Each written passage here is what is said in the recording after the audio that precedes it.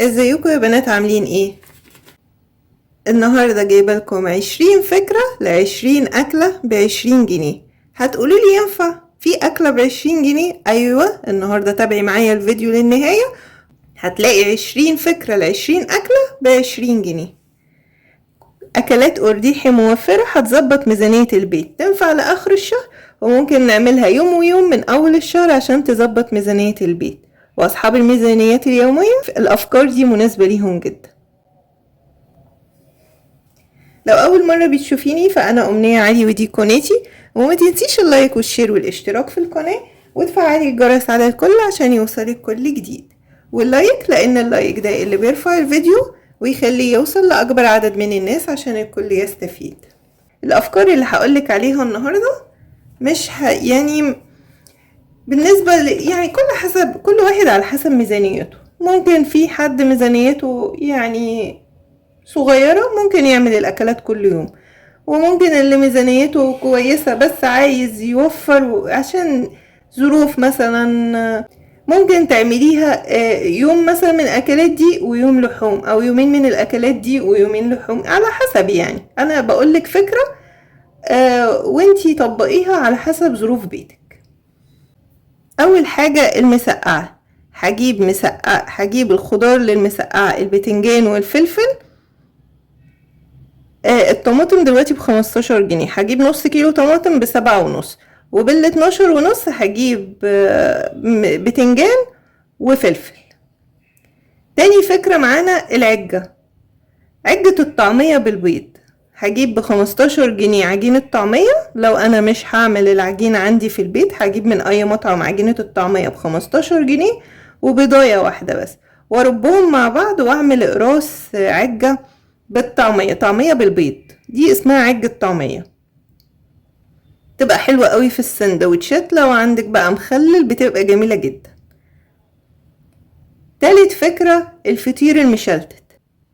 طبعا الفطير المشلتت عملناه على القناة سهل جدا، حتى لو ما بتعرفيش تعملي الفطير المشلتت الطريقة اللي عملناها، بتجيبي الدقيق تعجنيه بشوية مية كده مع ذرة ملح وتسيبيه يرتاح. اهم حاجة في الفطير انك تسيبي العجينة ترتاح، سبتيها ترتاح شوية وبعدين هاتي الزبدة او السمنة او حتى الزيت. يعني حتى لو عملتيها بزيت، انا اكتر من مرة عملته بزيت يقولولك ينشف، لا لما يطلع غطيه او رشيه رشة رذاذ مية كده وغطيه هيطرى منك.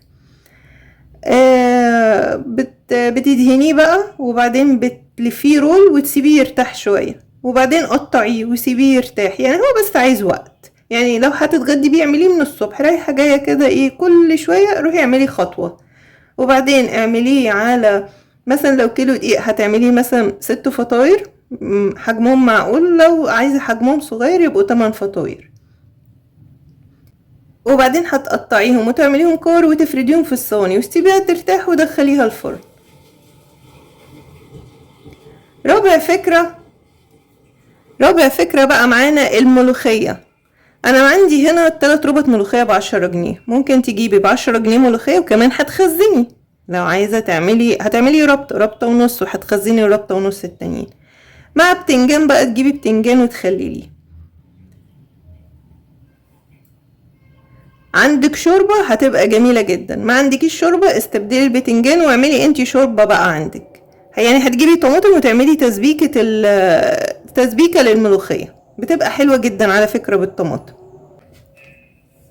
هتشوفوا معايا النهاردة افكار متنوعة من اكلات ارديحي اقتصادية بتشبع الاسرة كلها وتساعدك على تظبيط ميزانية البيت من غير ما تتزنقي اخر الشهر. هقولك كمان على افكار للتوفير في ميزانية البيت وابسط طرق لتدبير المطبخ عشان يكون عندك افكار للتوفير في الميزانية بشكل عملي وواقعي تقدري تطبقيه كل يوم. الفكرة رقم 5 الفول المدمس. هجيب فول للتدميس ربع كيلو فول، او هجيب فول نابت يعني يا ده يا ده. هجيب ربع كيلو فول تدميس ب15 جنيه او ب18 جنيه. هو دلوقتي يعني في ناس بتبيعه ب70 وفي ناس بتبيعه ب65 و60، يعني اسعاره متضاربة على حسب المكان اللي انت بتجيبي منه. والفول النابت ممكن تعملي فول نابت يا فول تدميس يا فول نابت ب10 جنيه. فول نابت بس هتنقعيه بقى يومين وتغيري له المية عشان يحلو كده، وبعدين هتعملي بقى الفول النابت مع شوية ليمون بقى وكمون وظبطيه كده، هيبقى خطير. وكيلو بطاطس محمرة، يعني 10 جنيه فول نابت و10 جنيه بطاطس وحمريها، او ربع كيلو فول. وربع كيلو فول مش هيبقى وجبة واحدة بس، ده ممكن يساعدك في الفطار والعشاء. فالافضل لو انت عايزة اقتصاد اكتر تجيبي ربع كيلو فول، يعني تمشيه وجبة وهيكملك مثلا فطار وعشاء مرتين ولا حاجتين، مرتين بعد كده. الفكرة رقم 6 الشكشوكة. 2 بيضة ب10 جنيه، وبصل ب5 جنيه، وطماطم ب5 جنيه. رقم 7 الفكرة رقم 7 البطاطس المحمرة. هجيب كيلو بطاطس ب10 جنيه، ومعاها طبق فول من المطعم لو انا مش مدمسة فول ب10 جنيه. لو انا باقي عندي فول من اللي دمسته تمام خالص يعني. الفكرة رقم 8 صينية بطاطس تتاكل بعيش عادي، مش لازم رز يعني. هجيب كيلو الا ربع بطاطس ب8 جنيه، ونص كيلو بصل ب5 جنيه، ونص كيلو طماطم ب7 جنيه. عملنا صينية بطاطس حلوة اوي. وعلى فكرة هتأكل يعني، ده يوم هيبقى حلو وبيأكل يعني. رقم 9 شوربة العدس. هجيب عدس ب10 جنيه، وطماطم ب5 جنيه، وبصل ب5 جنيه. لو هتعمليه شوربة فهو مغذي جدا، وفي الشتاء بيدفي، وبيتاكل في الصيف مفيش مشاكل. ويتاكل بقى على اي وجبة، فطار غدا عشاء مش فارق، اي وجبة من الوجبات اللي بقولك عليها دي، لانها اقتصادية غير مكلفة تتاكل. ممكن غدا ممكن عشاء. ناس كتير هتعترض ملوخية في العشاء وبطاطس في العشاء. ايه المانع بدل ظروفي حكمت عليا بكده. ما يعني التعايش مع الواقع والرضا ده اهم حاجة. الرضا يا بنات اهم حاجة، بيخلي عيشتك حلوة. مهما يكون الظروف المادية ضيقة، فهو بيخلي عيشتك حلوة. وزي ما قلتلك، حتى لو ميزانيتك كويسة، ايه المانع انك تاخدي فكرة من الافكار دي وتطبقيها يوم في الاسبوع او يومين في الاسبوع. احنا بنعمل فيديوهات للتحويش والادخار. لما تعملي وجبة من دول مرة او مرتين في الاسبوع، انتي وفرتي في الميزانية. وبرضو هقولك التوفير مش بخل ولا حرمان. احنا طول الاسبوع مثلا بناكل بروتين، ايه المانع نريح يوم ناخد فكرة من الافكار دي. رقم 10 الفكرة رقم 10 البطاطس البانيه. هجيب بطاطس اللي هي الصغيرة دي، هسلقها. هجيب كيلو بطاطس اسلقه ب10 جنيه، واجيب ب5 جنيه دقيق وب5 جنيه بيض. هعمل بقى خلطة الدقيق مع البيض زي ما بنعملها للقرنبيط كده او للبانيه. وبعد ما اسلق البطاطس واقشرها، هقسمها نصين او اخليها كور صغيرة كده واحمرها. بتبقى جميلة جدا ومقرمشة. بتتاكل بقى مع عيش، لو عندك كاتشب بتبقى خطيرة جدا. مفيش كاتشب فيه مخلل، حلوة جدا. الفكرة رقم 11 اجيب بتنجان وبطاطس. اجيب بتنجان ب10 جنيه، واجيب بطاطس ب10 جنيه. هعمل بقى بابا غنوج، هعمل بتنجان مقلي، هعمل بطاطس مهروسة، بطاطس محمرة. ده كيلو بتنجان وكيلو بطاطس، يعني هطلع منه 4 اطباق ب4 افكار. عايزة تعملي بطاطس مهروسة وبابا غنوج تمام. عايزة تحمري شوية بطاطس، بتنجانية كده، شريحة بتنجان لكل فرد يعني من الأسرة، يعني تغيير صنف يعني، تبقى حلوة جدا. الفكرة رقم 12 الجبنة بالطماطم. اي نوع جبنة انتي بتحبيه، ومعاه طماطمية واحدة وبصلاية، خطير. سندوتشات جبنة بالطماطم، لو في خيارة بقى الله عليها، الله، احلى فطار واحلى عشاء. ويمشي غدا لو مفيش خالص ميزانية البيت اخر الشهر زنقت معانا، ايه المانع؟ مش احسن مستلف؟ انا كل الفيديوهات بقولك اوعي تدخلي نفسك في دايرة السلف. دبري امورك 20 جنيه وهتعدي الوجبة، وولادك هيشبعوا والدنيا هتبقى تمام. بس ما تقوليش استلف. والله معايا 20 جنيه هنزل اجيب اكل والعيش من التموين وربنا ساترها، بدل ما استلف واجي الشهر اللي بعديه معرفش اسد، الناس تتضايق، او الاقي نفسي بسد وبوظت ميزانية الشهر اللي جاي. ليه كلنا عارفين الشهر ده يعني ممكن نكون الدنيا مثلا زنقت، احنا اخر الشهر مثلا، او اللي ميزانيته يومية وعايزة توفري جزء من الميزانية، ايه المانع تاخدي فكرة من الافكار دي وتطبقيها، هتلاقيها وفرت معاكي. الفكرة رقم 13، الكشري المصري الكداب بقى انا مسمياه كده. هو ب10 جنيه مكرونة، بيتكون ايه؟ من مكرونة ورز وشعرية. 10 جنيه مكرونة، 5 جنيه رز، 5 جنيه شعرية. ومش هنعمله بصلصة ولا هنضيف له عدس بجبة ولا هنضيف له حمص، هو كده بس بيبقى جميل جميل جدا جدا جدا. رقم 14، الفكرة رقم 14، الكشري الاسكندراني او الكشري الاصفر، ب15 جنيه رز وب5 جنيه عدس اصفر، واعمليهم خطير جدا جدا. عندك بصل صغنن ده قطعيه عليه، بيبقى بيخلي طعمه مزبط بقى، او لو صغير قوي غرزيه فيه.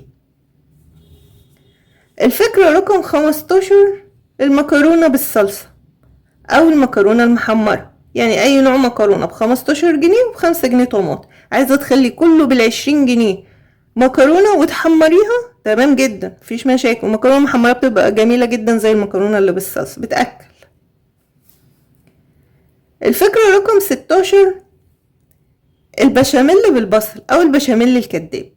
هجيب مكرونة ب15 جنيه، مكرونة قلم، واسلقها، وفي نفس الوقت ابقى بحمر بصلايه، افرم بصلايه كده او اقطعها مكعبات واحمرها، واحط عليها بقى التوابل اللي موجوده عندي. اي توابل موجوده عندك انتي بتحبيها حطيها مع البصله، يعني حمري البصلايه حطي عليها توابل. وهتجيبي ميه سلق المكرونه تعمليها معامله اللبن، هتعمليها زي البشاميل بقى. هتحطي لها كام معلقه دقيق مع معلقه سمنه، ورصي بقى رق مكرونه رق. الاول هتخلطيها بالبشاميل اللي احنا عملناه ده، ما هي اسمها مكرونه بشاميل كداب. هتخلطيها بقى، هتحطي رق مكرونه، رق بصل، رق مكرونه، وحطي البشاميل على الوش ودخليها الفرن، هتطلع جميله جدا. الفكره رقم 17، شعريه وبطاطس. هجيب نص كيلو شعريه واحمرها، مش هحط عليها رز، هي مكرونه، هي شعريه محمره كده زي المكرونه المحمره، بس بيبقى طعمها جميل جدا جدا جدا. وهجيب بقى بطاطس ب8 جنيه، يعني الشعرية ب12 والبطاطس ب8، وهحمر البطاطس خطيرة جدا. لو البطاطس الصغيرة دي اسلقيها وحمريها مع الشعرية، بتبقى أكلة جميلة جدا ومشبعة وبتأكل.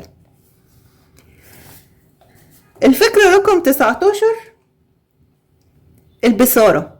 هجيب ب15 جنيه فول مدشوش، وبال5 جنيه اللي باقيين مع، يعني احنا خزننا الخضرة مثلا، اكيد عندك ربطة خضرة مثلا مقطعها ومخزنها، عندك بصلاية، اللي باقي ايه؟ بصلة وخضرة. عندك بصلاية هاتي خضرة، عندك خضرة هاتي بصل، ب5 جنيه وخلاص عملنا كده بصارة.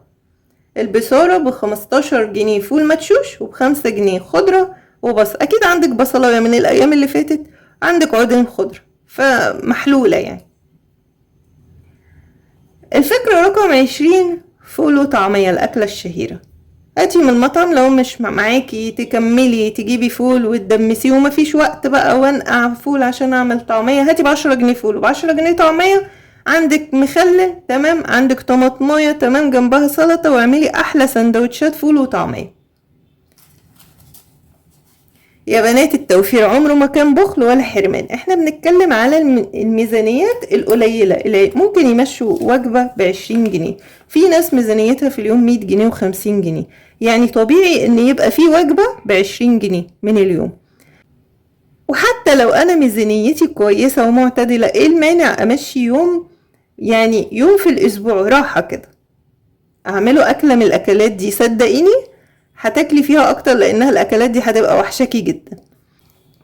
ما تنسوش تقولولي رأيكم في التعليقات، ولو في ميزانية معينة عايزاني اعملها قوليلي عليها في التعليقات، ولو فكرة فيديو معينة عايزاني اتكلم فيها اكتبيها لي في الكومنتات. وما تنسوش اللايك والشير والاشتراك في القناة، وتفعلوا الجرس على الكل عشان يوصلكم كل جديد. مع السلامة.